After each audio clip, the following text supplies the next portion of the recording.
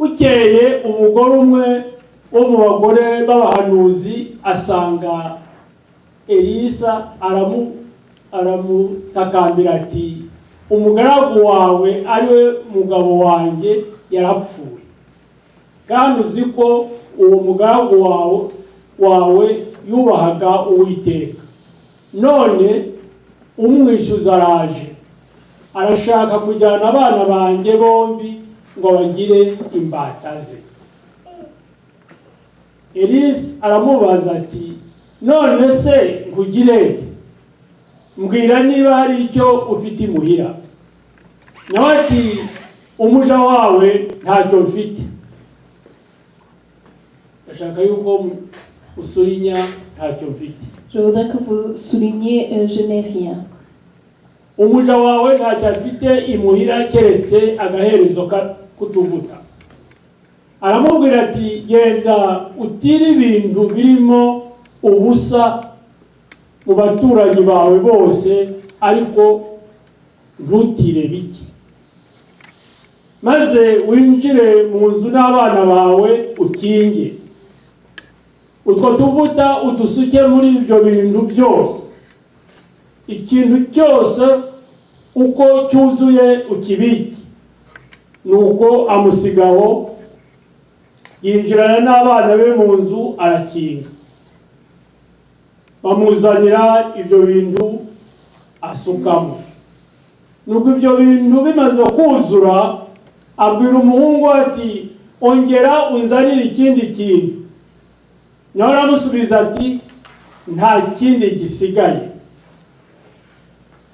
Uwo mwanya amavuta arobera kuza. Hanyuma asanga uwo muntu w'Imana aramubwira, nawe ati genda ugurisha ayo mavuta. Surinya ugurisha ayo mavuta, wishyura umwenda wawe. Surinya wishyura umwenda wawe, asigara agutunge n'abana bawe. Surinya asigara agutunge n'abana bawe.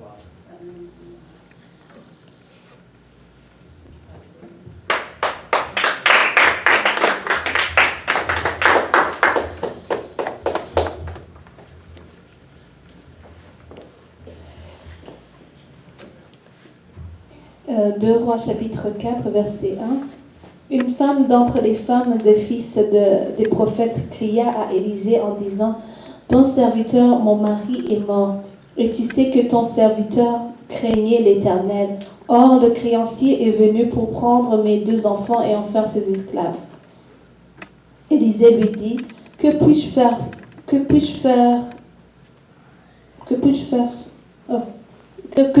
pour toi? Dis-moi, qu'as-tu à la maison? Elle répondit: ta servante n'a rien du tout à la maison qu'un vase d'huile.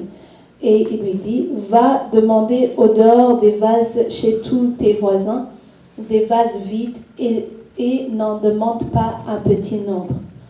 Quand souligne n'en demande pas un petit nombre. Quand tu seras rentré, tu fermeras la porte sur toi et sur tes enfants. Tu verseras dans tous ces vases et tu mettras de côté ceux qui seront pleins.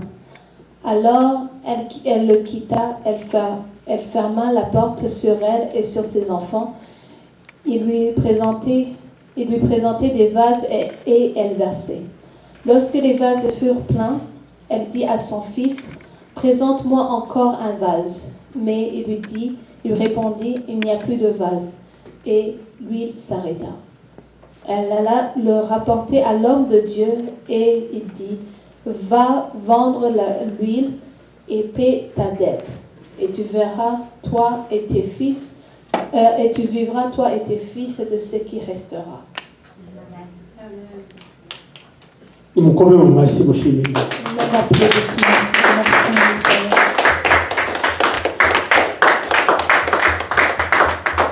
Vous pouvez vous asseoir. Que le Seigneur soit glorifié. Ahangaha turahabona uyu mugore wo umupfakazi wapfushije umugabo. Ici, on voit cette veuve utagiye ku baturanyi ngo agende arira, qui n'est pas allée voir ses voisins en pleurant, atagiye kureba abasaza be ngo agiye kurirayo, et qui n'est pas allée voir ses frères en pleurant, ngo ajye kureba baramu be agenda arira. ou ses cousins, ses beaux-frères. Haleluya, haleluya. Hanyuma aho agiye kureba umugaragu w'Imana. Mais elle a décidé d'aller voir le serviteur de Dieu. Angahe ndashaka kubibutsa, Ici, je vais vous rappeler, ni kera Yesu yari ataraza. cette histoire se passe avant que Jésus vienne. Ariko cyari icyo gihe umuhanuzi niwe ari hagati y'Imana n'ubwoko bwayo. Et à cette époque, le prophète était au milieu entre Dieu et son peuple. Uwabaga afite icyo ashaka kubwira Imana yabwiraga umuhanuzi nawe akamubwirira Imana. Celui qui avait quelque chose à dire à Dieu, la personne allait voir le prophète et le disait au prophète, et le prophète transmettait le message à Dieu. Uwo muhanuzi yari umuntu nkawe nkanjye. Et ce prophète était quelqu'un comme toi et moi. Yagiraga ibimugoye, yakoraga ibyaha, yarahemukaga nk'abandi bose. Il était un être humain comme les autres, il avait ses faiblesses. Haleluya.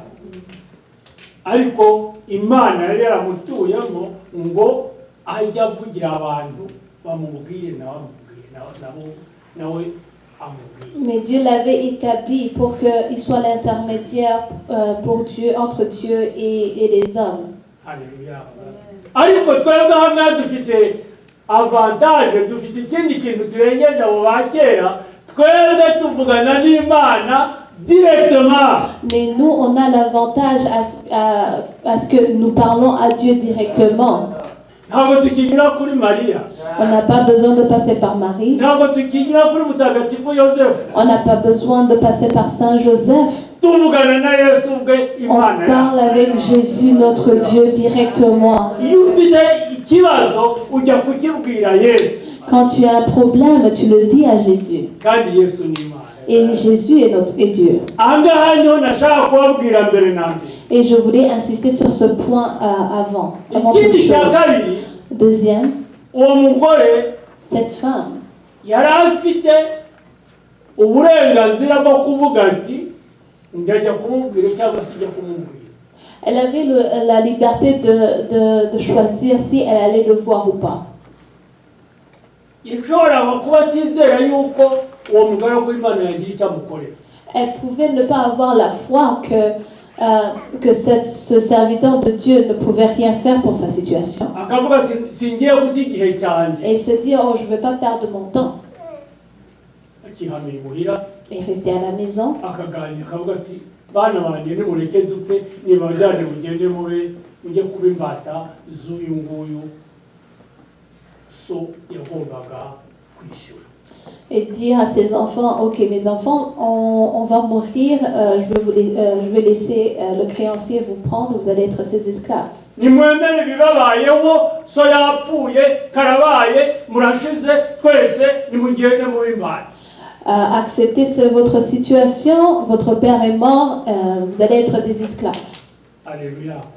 Ariko uwo mupfakazi suko yabigenje, yaravuze ati ngiye kureba umugaragu w'Imana. Mais cette femme n'a pas fait ainsi, mais elle a décidé d'aller voir le serviteur de Dieu. Agiye kumureba, Quand elle est allée le voir, umugaragu w'Imana aramubwira ati ese uragira ngo ngukorere iki? le serviteur de Dieu lui a demandé, qu'est-ce que tu veux que je fasse pour toi? Ni iki ufite iwawe? Qu'est-ce que tu as à la maison? Igisubizo cy'uwo mupfakazi La réponse de cette veuve ati ntacyo. était qu'elle n'avait rien. Alléluia. Kuvuga ngo yarebaga icyo afite agasanga ari ubusa. Cela veut dire qu'elle regardait ce qu'elle avait et réalisait que c'était rien. Ntacyo mfite. Je n'ai rien. Alléluia. Icyo cyatumye babwira ngo murebe aho ngaho ntacyo mfite. Et elle disait, je n'ai rien. hanyuma aza kongeraho ati niba ubishaka mfite akabindi gafite utuvuta dukeya turimo. Et elle a dit, moi j'ai un vase qui contient juste un peu d'huile. icyo se cyamarira iki? Qu'est-ce que cela va servir? nuko ntacyo mfite. C'est pour cela que je te dis que je n'ai rien. Haleluya. Umugaragu w'Imana we yumva yuko agifite. Mais le serviteur de Dieu, lui, il a compris qu'il lui restait encore quelque chose. Imana yacu igihe tuvuga ngo ntacyo dufite yo isanga tugifite. Notre Dieu, quand on dit qu'on n'a rien, lui, il voit qu'on a quelque chose. Alléluia. Twa tuta dusigaye dans le fond des respirateurs na mata. Le petit peu de lait qui reste dans le fond du récipient, c'est aussi du lait. Agasashe k'icyayi gasigaye ahantu nako ni icyayi. Le petit sac de thé qui reste, c'est aussi du thé. Alléluia. Amen. Alléluia. Amen. Idolari imwe risigaye mu mufuka naryo ni idolari. Le $1 qui reste dans ta poche, c'est aussi un dollar. Alléluia. Amen. Nuko Imana ibibona. C'est ainsi que Dieu voit. Bene data, Frères et sœurs, ndashaka kubasaba ngo mujye mureba nk'uko Imana je ibona. vous demande de regarder comme Dieu voit. Tureke kureba nk'uko tubona, turebe nk'uko Imana tureba. Qu'on change de voir les choses comme nous les voyons, mais qu'on regarde la perspective de Dieu. Alléluia. Amen. Umugabo w'Imana aramubwira ati rero genda ujya gutira. Alors le serviteur de Dieu lui a dit, va emprunter des vases. Utire ibicuma. Des vases. Utire ibyo ushoboye byose. Va emprunter ce que tu peux. Umugore ashobora kuvuga ati nari nzi yuko aza kumbwira ati fata agakora mu mufuka atakiye. La femme aurait pu dire, mais je croyais que tu allais prendre ta poche et me donner quelque chose. None ngiye kwikwiza ku baturanyi njya ibintu ntari si njya kuvuga ngo ni mu ntizi uzo nzabyikoreye byinjirane mu nzu bati none wa mupfakazi n'ibyo agiye gukora agiye gukira kandi ntabwo ari si. Mais toi, tu m'envoies aller voir mes voisins et raconter mon histoire et demander des choses dont je ne suis même pas sûre. Ibintu yagiye kumubwira ari bombi none namubwiye ngo nagende ajya kubibwira n'abaturanyi. So, la situation que elle lui exposait dans le secret, il veut qu'elle aille propager ça dans le voisinage. Ari kuvuga ati urakoze mugaragu w'Imana ariko ibyo mubwira simbishobora. Elle aurait pu dire, oh merci serviteur de Dieu, mais ce que tu me demandes, c'est pas possible. Si ibyo we yashubije. Et ce n'est pas cela qu'elle a répondu. Kuko yari afite ukwizera mu mugaragu w'Imana. Parce qu'elle avait la foi dans le serviteur de Dieu. Yagiye gushaka ibyo bintu nk'uko yabimubwiye. Elle est allée chercher ses vases comme il lui a demandé. Arangije aramubwira ati ariko ntibakubone icyo ukoresha ibyo bintu. Mais par après, il lui a dit, le serviteur de Dieu lui a dit de se cacher pour que personne ne voie ce qu'elle va faire avec ses vases. Ibyo bintu byinjize mu nzu n'abana bawe nawe nurangiza ufungura urugi n'urufunguzo. Amène ces vases à l'intérieur de la maison et fais rentrer tes fils et par après ferme la porte. Que ce que tu vas faire, que personne ne le sache à part toi et tes fils.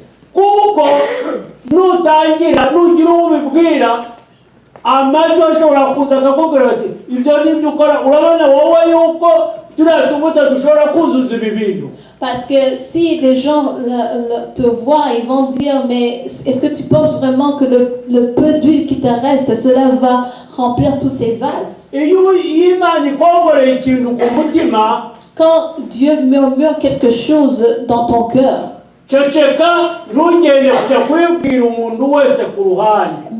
tais-toi et ne va pas raconter ça à n'importe qui. kora icyo Imana akubwiye. Fais ce que Dieu te demande de icyo Imana faire. ikubwiye aba ari cyo ukora. Ce que Dieu te demande de faire, fais-le. ntabwo ari ngombwa kujya kubwira abandi ngo nimuze murebe ibyo ngiye Ce gukora. n'est pas nécessaire d'aller raconter à tout le monde, voici ce que je veux faire. bazagira igihe cyo kubibona. Ils auront le temps de le voir. Haleluya. Amen. bazagira igihe cyo Ils kubibona. auront le temps de le voir. Haleluya. Amen. baragenda arifungira. Elle est allée s'enfermer. abwira umwana ati umukuru ati mpa kimwe. Elle, agisukamo. elle a demandé à son fils, donne-moi le premier vase. byose biruzura. Et tous les vases étaient remplis. byose birangiye ati mpa n'ikindi. Après, elle a demandé, donne-moi un autre. umwana ati nta gisigaye. Et l'enfant lui a dit, il ne reste plus de vase. warebye neza reba neza niba nta gisigaye. Et il lui a dit, mais regarde bien. byose biruzuye. Non, tous les vases sont remplis. ari nako arongera arakingura arasohoka ajya kureba umugaragu w'Imana. Après, elle est allée voir le serviteur de Dieu. dore bimbayeho.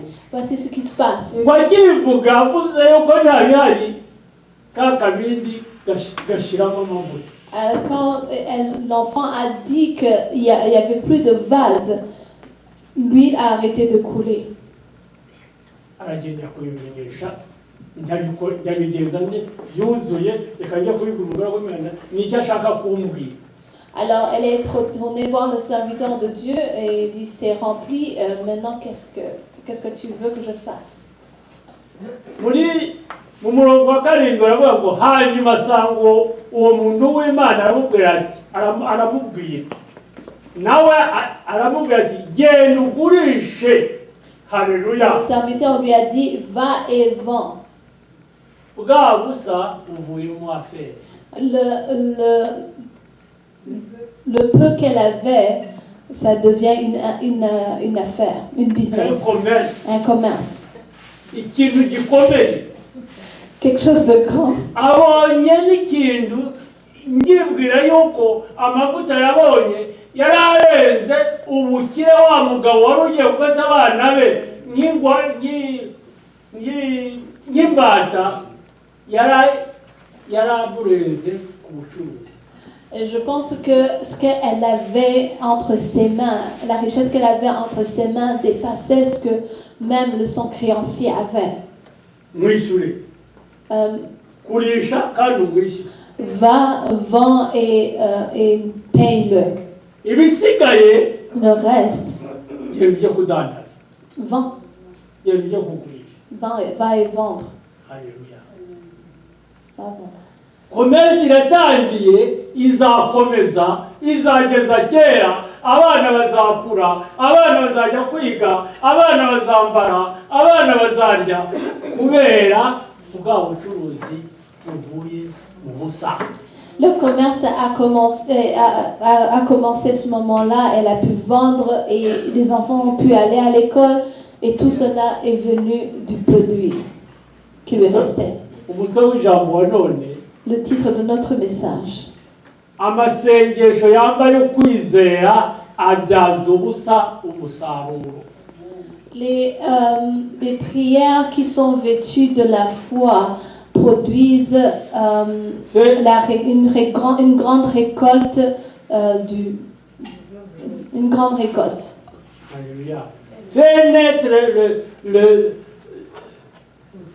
fais sortir de rien une grande récolte. Amen. Alléluia. amasengesho dusenga agomba kwambara ukwizera. Les prières que nous faisons doivent être vêtues de la foi. ntabwo niba ugiye gusenga uvuga ngo si tu vas prier ngo uhiriye mu nzu ntaho adapfunda imitwe. ni ukuvuga ngo lorsque la maison prend feu, tu ne sais plus regarder où se trouve la porte. Tu passes n'importe où. Non, c'est fermé. C'est fermé. Parce qu'il faut absolument s'échapper à ce danger-là. Alléluia. Alléluia. Alléluia. C'est ce que ça signifie. Alléluia. Mais, iyo ugiye ku Mana ntabwo ari ugukunda imitwe, ugomba kumenya aho ujya.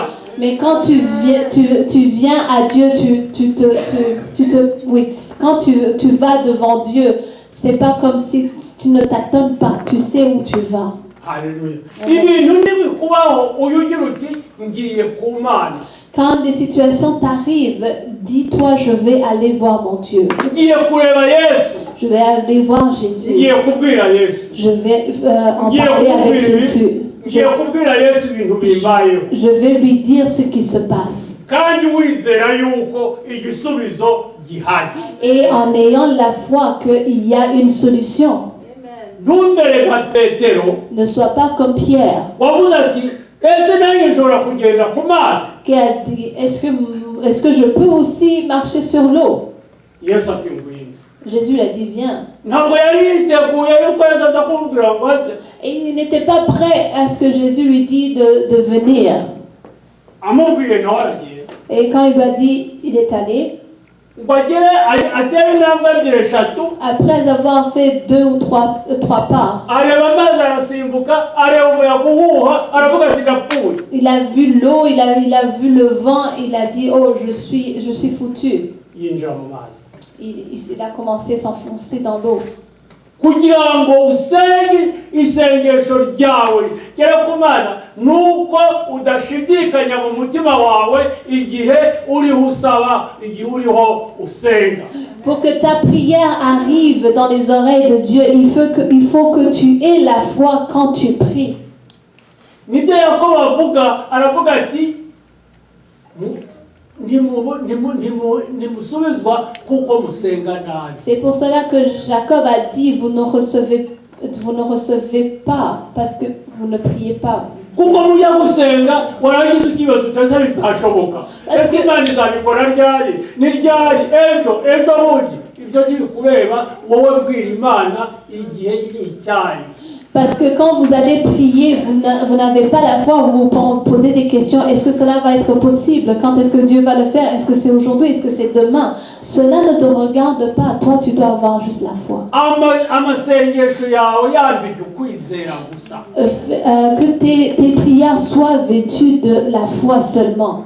Alléluia. Amen. Ntugere mu nzira ngo nubone bibaye nabi utangire ufungure buto z'ukwizera ngo kugira ngo uzikure ku masengero.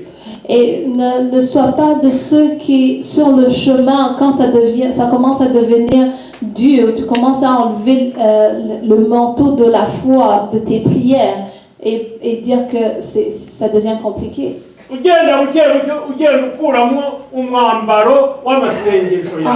En marchant lentement et en enlevant les habits de ta prière.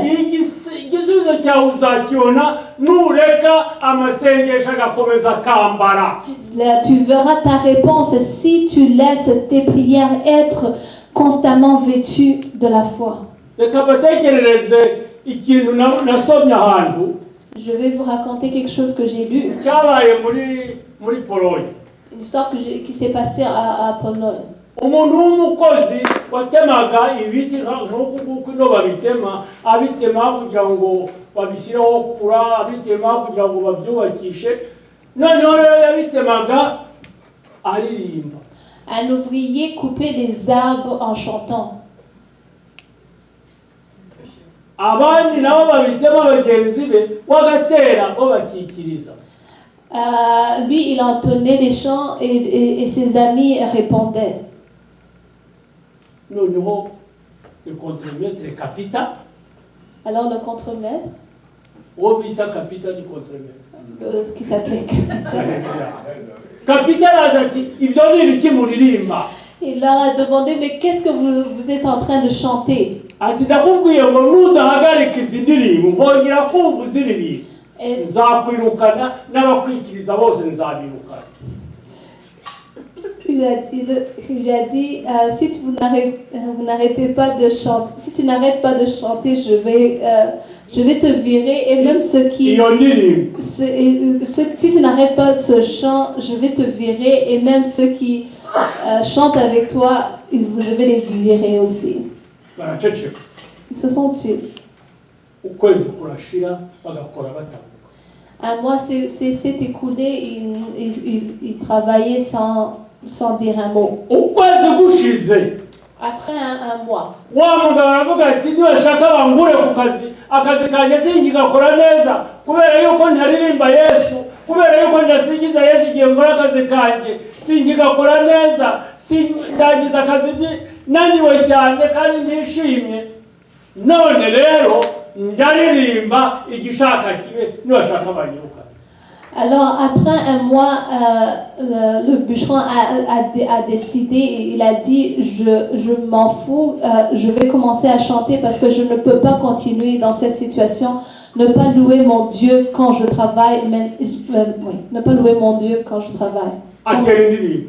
Il a advienne que pourra. Abandi nabo barasubiza. Abandi nabo barikiriza. Les autres ont répondu, ont chanté avec lui. Kapiteni ava mu biro by'arazi. Le capitaine a quitté ses bureaux et est venu. Ariko ntiyaje nk'uko yari asanzwe. Mais il n'est pas venu comme d'habitude. Yaje aririmba ya ndirimbo mu kivugirizo.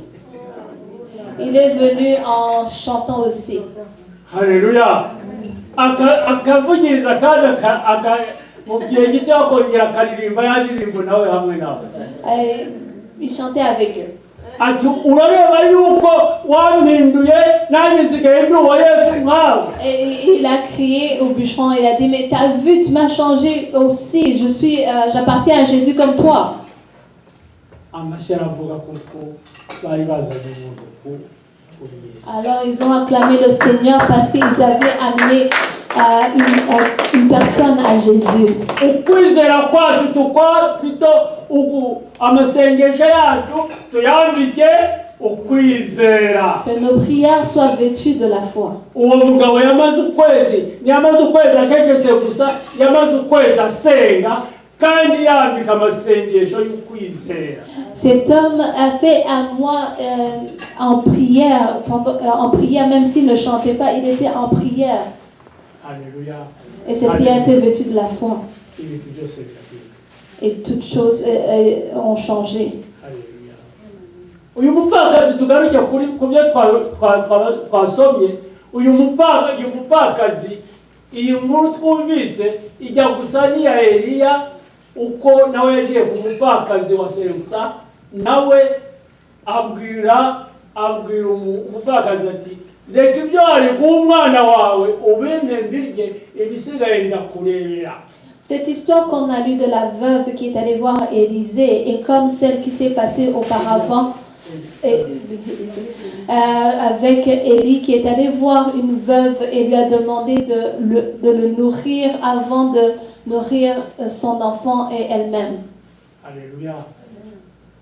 Birasa. Ça se ressemble. Ni bimwe. Quand tu regardes, les deux histoires se ressemblent. Alléluia. Alléluia. Amen. Ijambo ry'Imana riratubwira ngo La parole de Dieu nous dit que icyo muzasaba cyose musenga mujye mwizera ko mugihawe muzabona kibaye. Que tout ce dont vous demanderez en priant, ayez la foi que vous l'avez reçu et vous verrez cela se réaliser. Nutangira gusenga uvuga uti kigiye gusaba ndakibonye. Quand tu commences à prier, dis-toi ce que je viens de demander, je l'ai reçu. Nutangiye kwibaza ngo se nzakibona ryari, ubusa Imana izabigenza ite, kizaturuka yeye, Imana izabikora ite, ibyo ntibikureba. Ne commence pas à te poser des questions sur la façon dont Dieu va faire ou Dieu va agir en te demandant quand est-ce qu'il va le faire ou d'où est-ce qu'il va amener la solution.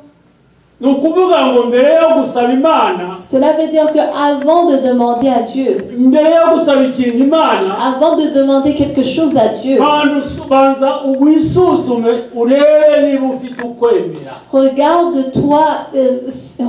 en toi et vérifie si tu as réellement la foi. Amasengesho yawe banza uyambike. Habille premièrement tes prières. Alléluia.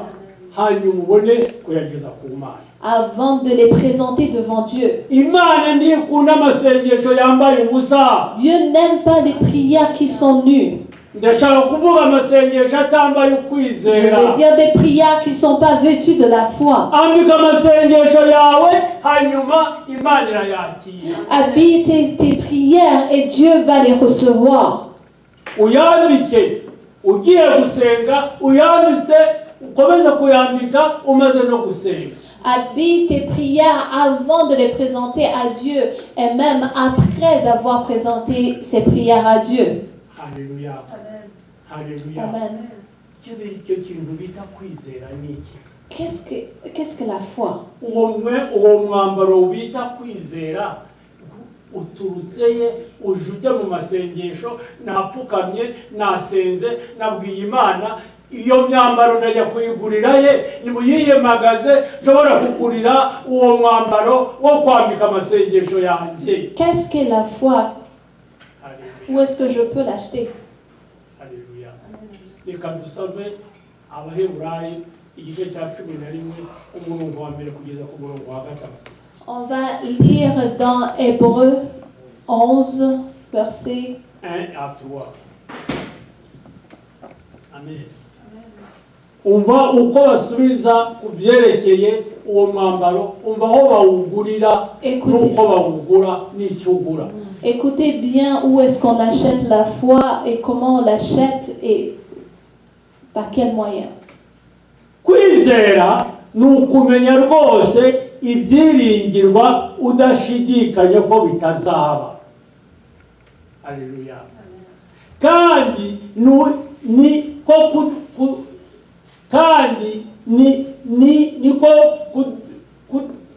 kuduhamiriza ibyo tutarareba ko ari iby'ukuri, ibyo utabona ko ari iby'ukuri. Haleluya. Icyatumye abakera bahabwa neza nuko bari bagufite. Verse ya 3.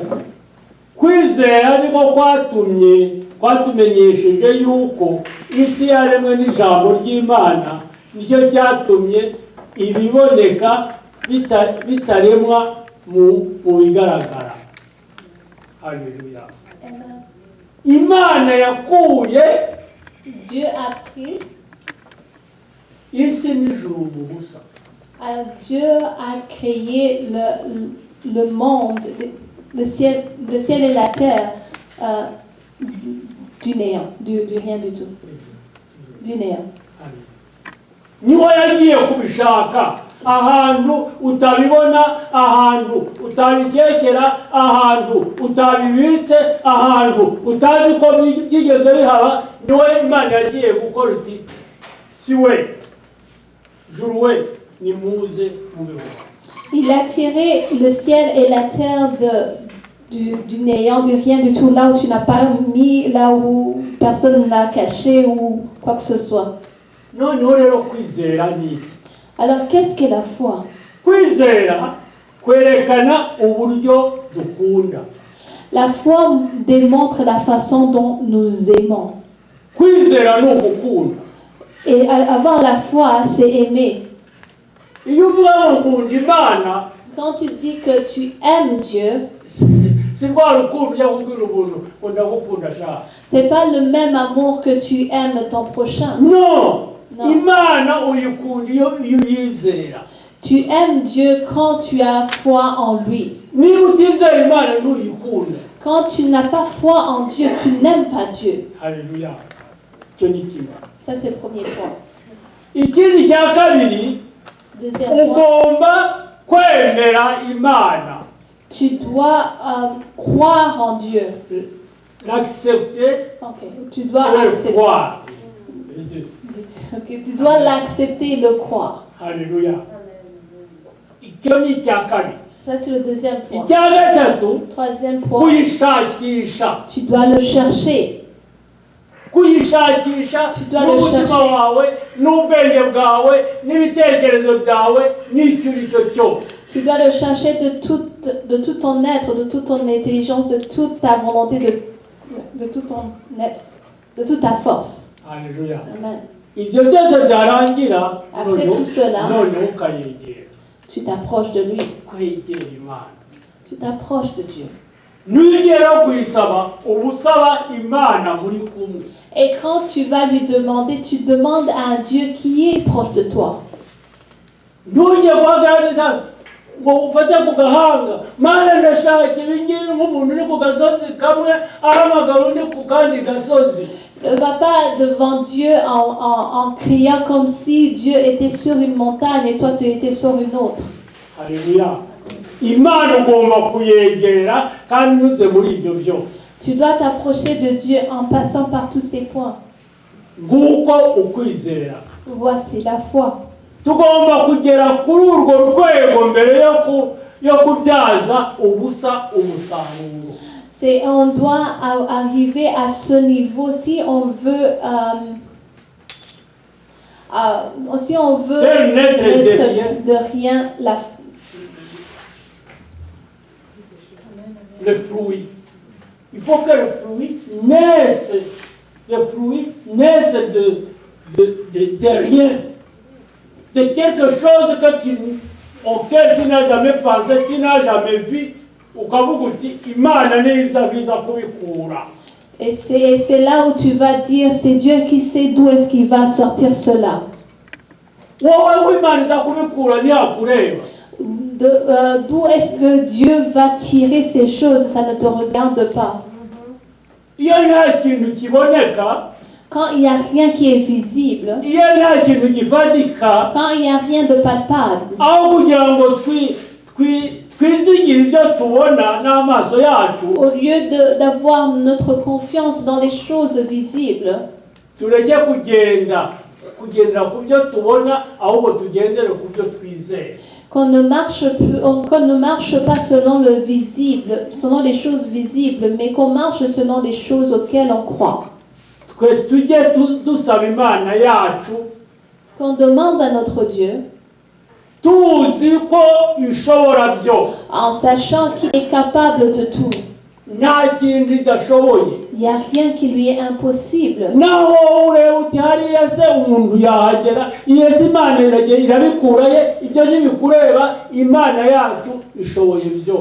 Et même dans les situations où tu dis comment est-ce que Dieu peut faire telle chose, mais cela ne te regarde pas de la façon dont il va le faire, parce qu'il est capable de tout.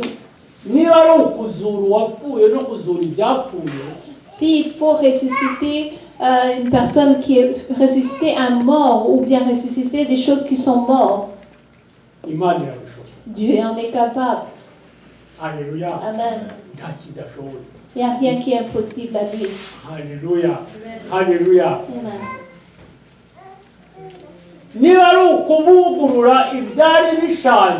Si il faut renouveler les choses vieilles ou anciennes,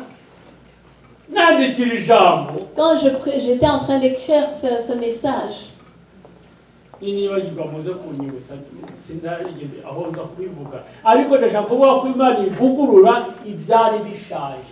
mais je tiens à dire que Dieu peut renouveler des choses anciennes et change ça et les renouvelle. Alléluia. Amen. Pas seulement ça. Et il amène à l'existence les choses qui n'existaient pas. Alléluia.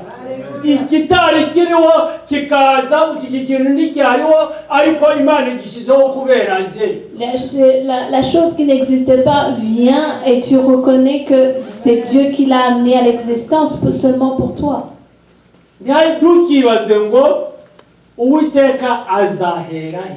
Ne te pose pas la question de d'où est-ce que l'Éternel va venir. Comment est-ce qu'il va commencer? Alléluia.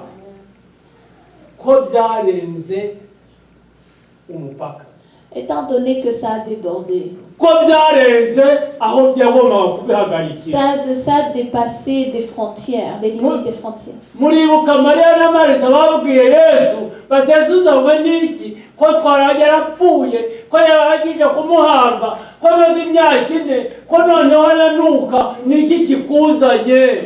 Rappelez-vous de Marie et Martha, quand ils ont vu Jésus venir, ils lui ont posé la question, mais pourquoi est-ce que tu viens? Il est mort, ça fait plus de 4 jours. Nawe ufite situation uvuga uti byararangiye byarashize nashyizeho point final nta kimana kibishoboyeho sinongera kwirirwa njya kuyibwira. Et toi aussi, tu as des situations auxquelles tu as déjà mis un point final et dire je ne vais même pas en parler à Dieu. Ibuka urupfu rwa Lazaro, ibuka kuzuka kwa Lazaro, ugira uti nibi ngibi bishobora kuzuka. Rappelle-toi de la résurrection de Lazare et dis-toi que cette situation aussi peut ressusciter. Alléluia. Alléluia. Niyihe situation ufite ukeka ko yapfuye, wibwira ko yapfuye, wiyemeje ko yapfuye, wizi uti ibyo ngibyo nabishyizeho umusaraba nta nubwo ngibitekereza nanyuze nagiye ku bindi. Quelle situation que tu as déjà déclaré impossible, Que tu as déjà déclassé. ou déclassé même. Ntabwo ukibibwira Imana, Tu n'en parles même pas à Dieu. ahubwo wagiye ku yindi niveau. Mais tu es allé à un autre niveau. Utimeje kubyihanganira Mana. Et tu commences à demander à Dieu, aide-moi à le vivre, à le subir. Alléluia. Imana iracyabishoboye. Dieu est encore capable. Imana iracyabishoboye. Dieu en est encore capable. Kuko ufite za elema zishobora gutuma byongera kuba bishyashya. Parce qu'il a des éléments qui peuvent ramener à la vie. Igiye kurema za elema zindi zari zibuze kugira ngo icyo kintu kibe gishyashya. Il va créer des éléments qui vont renouveler cette chose. Alléluia. Amen. Alléluia. Amen. Nguko uko Imana yacu ikora. C'est ainsi que notre Dieu agit. Reka gutekereza uko Imana ibigenza ntabwo bikureba. Arrête de penser comment il va le faire, ça ne te regarde pas. Alléluia. Alléluia. Amen. Ntutinye gusaba Imana ikintu ureba kidashoboka. Les craintes de demander à Dieu des choses que tu vois qui sont impossibles. Reka mbasomere muri Yoshua igice cya 10. Je vais vous lire dans Josué chapitre 10, umurongo wa 12 kugeza ku murongo wa 11. verset 12 jusqu'au verset 14. Josué chapitre 10, verset 12 jusqu'au verset 14. Umunsi w'Uwiteka yagabijeho Abisirayeli Abamori. Yosuwa abwirira Uwiteka imbere y'Abisirayeli ati, zuba hagarara kuri Gebeyoni, nawe kwezi hagarara mu gikombe cyo kuri Ayaloni. Izuba rihera ko rirahagarara n'ukwezi kugumaho kuri. Bigezaho ubwo bwoko bwamariye guhora inzigo ababisha babo. Mbese icyo ni cyanditswe mu gitabo cya Yashari. Izuba riguma mu ijuru hagati, ritinda kurenga, rimara nk'umunsi wose. Kandi nta munsi wahwanye n'uwo munsi,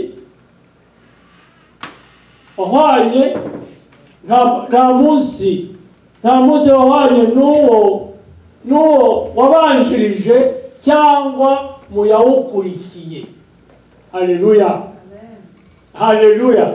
Ubwo Uwiteka yumvaga umuntu kuko Uwiteka ari we warwaniye Abayisirayeli. Haleluya. Amen. Utinyuka ugasaba ikintu abantu bose batigeze basaba. Osez demander. Yumvise ko agisabye akavuga ati yarasaze n'umuntu utakigira ubwenge. Osez demander des choses auxquelles même quand les gens l'entendent, te prennent pour un fou. Uyu mugabo Yosuwa, cet homme Josué, nta nubwo yabisabye yakoze dekararasiyo imbere y'Imana. Il n'a pas seulement demandé, il a fait une déclaration devant Dieu. ati zuba hagarara, Il a dit soleil, arrête-toi. nawe kwezi hama hariya mu gikombe, Et toi, lune, reste dans ton coin. kugeza igihe turi butsinde. Jusqu'à ce qu'on gagne cette bataille. nsomera ijambo Quand j'ai lu ce verset, natekereje sante yanjye, j'ai pensé à ma santé. natekereje imyaka yanjye yavanze, J'ai pensé à mon âge. kandi misiyo yanjye itararangira. Et je voyais ma mission qui n'est pas encore Imana accomplie. yanyohereje muri misiyo ahangaha ku bwanjye nsanga itararangira. Quand je regarde la mission que Dieu m'a donnée, je vois que ce n'est pas encore fini. ntabwo Yosuwa yagiye muri shambure ye wakora iyi dekararasiyo. Josué n'est pas allé dans sa chambre pour faire cette déclaration. ntabwo yagiye muri toilette wakora iyi dekararasiyo. Il n'est pas allé à la salle de bain pour faire cette déclaration. Haleluya. yabivuze ku karubanda imbere y'abana ba Isirayeli. Il l'a dit devant tous les enfants d'Israël. Haleluya. Amen. nanjye mbabwiye ko Et moi, je vous dis que Imana yanjye ndayibwiye kandi ndategetse ko ngomba kugira ubuzima no gukomera no kumera neza nk'umuhungu w'imyaka 14 et je le dis et je le déclare que ma santé doit être renouvelée comme celle de Ryan de 19 ans. Amen. Vous saurez maintenant. Amen. mujya munyibukiriza Imana muti yabivuze twumva. Et que vous rappeliez cela à Dieu, que je l'ai dit. misiyo yanjye ubuzima bwanjye bugomba kongera bugasubirana, ngakomera ngakora ibyo Imana yantegetse nkazabona kugiraho. Tant et aussi longtemps que je n'ai pas terminé ma mission, ma santé doit être renouvelée. ndashaka kubwira umuntu wese uri aha ngaha Je veux dire à toute personne ici présente ufite dekararasiyo agomba gukorera Imana. qui a une déclaration à faire à Dieu. Idéclarez. Faites cette déclaration. Idéclarez. Faites-la. Iyo déclaration niyo bita une prière d'autorité. Et cette déclaration, c'est ça qu'on appelle une prière d'autorité. Alléluia. Kuvuga uti Imana iri mu ruhande rwanjye, icyo nibuvuge cyose iracyapruva. Dire que Dieu est dans mon camp et ce que je veux dire, il va l'approuver. Yosuwa yaravuze Imana irapruva. Josué a déclaré et Dieu a approuvé. Nawe ndagusaba. Et toi, je te demande ngo ikintu kikuvunye que toute chose qui pèse sur toi, ukore déclaration. faites la déclaration. Ukore déclaration. Faites une déclaration kugira ngo icyo kintu gikorwe. pour que cette chose arrive. Ibyo Yosuwa yavuze Ce que Josué a dit, Imana irabikoza ako kanya. Dieu l'a accompli à l'instant. Alléluia. Wowe ushobora gutegereza, Toi, tu peux attendre. ariko hari ijambo ry'Imana ritubwira ngo ijambo ry'Imana riratinda ariko ntirihera. Pour toi, ça peut attendre, mais rappelle-toi de la parole qui nous dit que même si la promesse tarde, elle s'accomplira. Icyo wifuza mu mutima wawe, Ce que tu souhaites dans ton cœur, gikorere déclaration. faites une déclaration. Ngewe mbabwira icyo nifuza. Moi, je vous ai dit ce que je Ntabwo souhaite. nkibahishe kivuze imbere yanyu. Et je vous ai pas caché cela, je l'ai Imana dit devant Dieu. igomba kunsubiza ubuzima bwanjye, bitari kugira ngo njye kwikorera kugira ngo nyikorere. Nangize misiyo yanjye. Dieu doit me donner la vie pour que je puisse terminer ma mission. Alléluia. Amen. Ndashaka kandi si ibintu binyuze ku ruhande, ndashaka imbaraga ingufu umuhungu w'imyaka 18-19. Et je ne déclare pas cela en t'entourant. Je déclare que je veux la force comme celle d'un jeune de 19 ans. Nimungomere mu mashyi jyenyine, nawe wikomere mu mashyi kuko iyo dekararasiyo ugomba kuyikora. Et ne m'applaudis pas, mais applaudis-toi toi-même et sache que tu dois faire ta déclaration. Alléluia. Amen. N'isengesho d'autorité. C'est une prière d'autorité. N'isengesho ritegeka. C'est une prière qui ordonne. Hari isengesho risaba, hari n'isengesho Il y a ritegeka. une prière qui demande et il y a une prière qui ordonne. Tegeka. Ordonne. Tegeka. Ordonne. Birakoreka. Et cela va s'accomplir. Tegeka. Ordonne. Birikora. Cela va s'accomplir. Iyi mirongo uko ari itatu Ces 3 versets, irashimangira. Alléluia. Irarenforsa ça uburyo renforce. Uwiteka yatabaye ubwoko bwe. Ça a renforcé la façon dont Dieu est venu au secours de son peuple. Iyo Imana ishaka kugutabara, Quand Dieu veut venir à ton secours, icyo uvuga cyose gishimangira ijambo ry'Imana. tout ce que tu dis, ça appuie sa parole. Iri dekararasiyo maze gukora niho ndashimangira ubushake bw'Imana kuri ze. En faisant cette déclaration, je suis en train de soutenir la volonté de Dieu dans ma vie. Haleluya. Yoshua amaze gushimangira, Quand Josué a soutenu, yarashubije ku isengesho rya Yoshua. Imana yari ishubije ku isengesho rya Yoshua. quand Josué a soutenu la volonté de Dieu, Dieu a répondu à sa prière. Haleluya. Uyu mugaragu w'ishobora byose, Ce serviteur du Tout-Puissant, ibyo yasabye ce qu'il a demandé, ntabwo yari yarabyumvise ahari. ce qu'il a demandé, il ne l'avait pas entendu ailleurs. Icyo maze gusaba sinigeze ncyumva ahari. Ce que je viens de demander, je ne l'ai pas entendu ailleurs. Ariko nasomaga ijambo ndavuga nti iki kintu gisabye Imana kandi nzakora dekararasiyo. Et quand j'ai lu ces versets, j'ai dit, je vais demander à Dieu et je vais faire une déclaration. Kuri Yoshua Pour Josué, yabwiye igenga byose.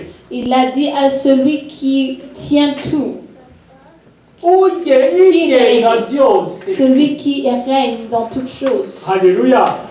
Haleluya. Itegeka ibintu bikikora. Celui qui ordonne et la chose s'accomplisse. Kwikora urareba S'accomplir. hariho ibyo utegeka ariko ukaba obuje kugenda ukabikoraho. Il y a certaines choses. Yagutegetse. Il y a certaines choses que tu ordonnes, mais tu es obligé d'aller imposer la main et dire je t'ordonne. Ariko Imana yo Dieu. iravuga ibintu bikikora. Mais Dieu, lui, il lâche. Bikituruna ujya kubona ukabona bibaye nk'uko yabivuze atigeze akozaho n'urutoki. Mais Dieu seulement par sa parole, les choses se mettent en ligne, se tournent et tu vois les choses s'accomplir sans qu'il ait fait quelque chose. Niyo Mana Yoshua yabwiraga. Et c'est ce Dieu que c'est ce Dieu auquel Josué s'adressait. Yoshua yemeraga yuko Imana ishoboye ibyo byose. Et Josué croyait que Dieu était capable de toutes ces choses. Iyo Mana ikora ibyo ngibyo, Ce Dieu qui fait cela, niyo Yoshua yari afitemo ukwizera kwe. est le Dieu en qui Josué avait mis sa foi. Kandi yari azi yuko Imana ye iri imbere ye. Et il savait que son Dieu était devant lui. Wijya gushakira Imana inyuma yawe. Ne va pas chercher Dieu en arrière, Wijya ushaka Imana iburyo bwawe. ou à gauche, ou à Wishaka droite, Imana ibumoso bwawe. ou à droite, ou à gauche. Reba Imana imbere yawe. Regarde Dieu devant toi. Nuko Yoshua yarebaga Imana imbere ye. Mais c'est ainsi que Josué regardait. Haleluya. Amen. Haleluya. Amen. Yayibonaga imbere ye. Il voyait Dieu devant lui. Kandi yari azi yuko iyo Mana irwanira Isirayeli. Et il savait que ce Dieu défendrait Israël. Ijambo ry'Imana riratubwira ngo umwami Yesu atumuranira ijoro n'umunsi mw'ijuru. Et la parole de Dieu nous dit que Jésus est notre avocat dans le ciel 24 heures sur 24. Haleluya. Ahora turengera, ahora tuburanira, ahora aduha avuga yuko tutunganye Et imbere ya se. il nous défend devant le Père en disant que nous sommes saints, que nous sommes parfaites Alléluia. devant lui. icyo nshaka kubabwira Ce que je- bivuze no mu kanya Ce que je voulais vous dire, ni uko Yosuwa c'est que Josué, ijambo ry'Imana rishobora igisubizo gishobora kuza ako kanya cyangwa kikaza bitinze. par rapport à cette histoire, je voulais aussi dire que la réponse peut venir à l'instant et aussi venir par après. hariho ijambo ry'Imana ritubwira ngo ijambo nirizana nyuma uzategereza. Et la parole nous rappelle d'attendre la promesse, même si elle tarde. Reka dusome Habakuki On va lire dans le livre de Habakkuk, igice cya kabiri umurongo wa gatatu n'uwa kane. chapitre 2, versets 3 et 4.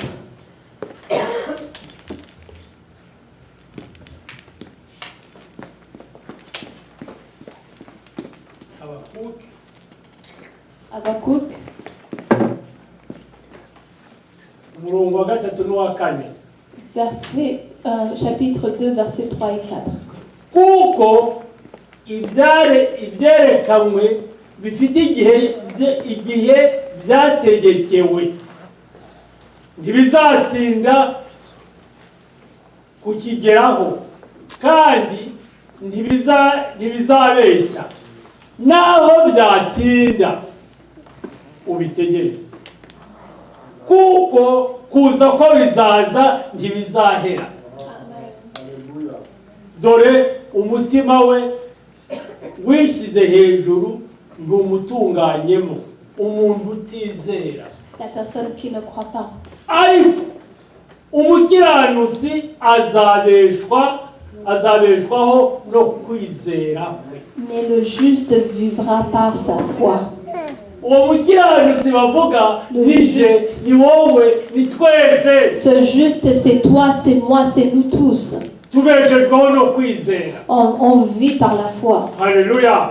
Nta gishobora kumpungabanya kuko nzi yuko icyo Imana yamvuzeho kizaba cyo. Il n'y a rien qui peut me tourmenter parce que je sais que ce que Dieu a dit par rapport à moi, cela va s'accomplir. Imana ntiyagejeje ahangaha ngo ntangire misiyo nyicemo ngire icyomba ntararangiza misiyo yanjye. Dieu ne m'a pas envoyé ici en mission et m'amener sans que j'ai terminé ma mission.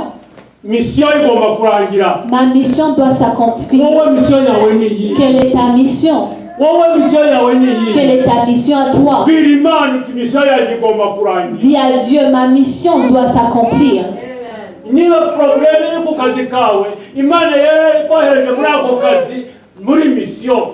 Et si tu as un problème à ton travail, Dieu t'a envoyé dans ce travail pour une mission. Ugomba kugera kuri misiyo kurangiza misiyo. Tu dois accomplir ta mission.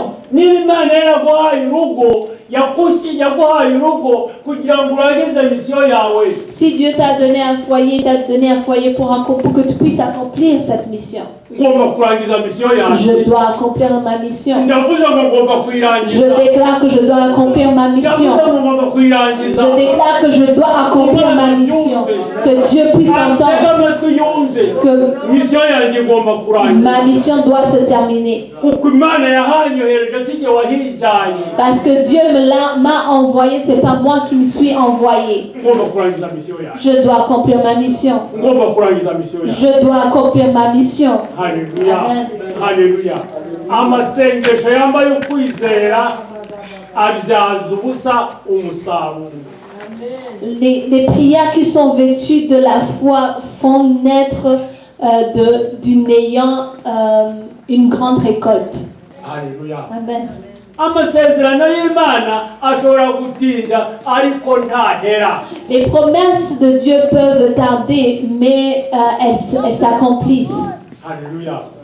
Muri iyi nyandiko twasomye Dans le verset qu'on vient de lire, Uwiteka arasa n'utubwira ati c'est Dieu nous dit, simbeshya icyo mvuze kiba cyo. je ne mens pas, ce que je dis, je l'accomplis. Kandi kiraba. Et cela s'accomplit. Nimwihangane. et patience. igihe cyanjye nikigera Quand mon temps sera venu, igisubizo kizabageraho bitagira kibuza. la réponse viendra sans barricage. Haleluya, bitagira kibuza. Sans barricage. Gusa Seulement, mutegereze munyizeye. attendez dans la foi. Haleluya, kuko ndahinduka Parce que je ne change pas. Merci par l'Éternel.